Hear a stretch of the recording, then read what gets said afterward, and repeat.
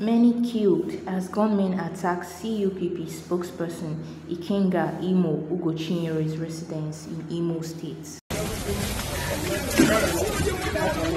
In our life, my Facebook.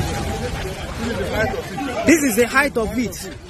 Ikenga's country home, razed to fire, razed down by fire.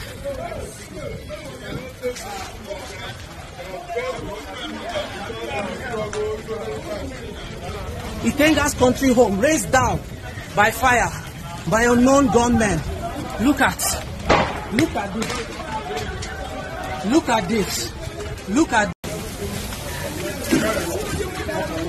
In our life, my Facebook. This is the height of it. Ikenga's country home, razed to fire, razed down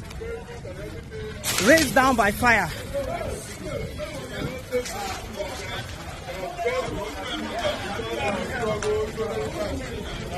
Ikenga's country home, razed down by fire, by unknown gunmen.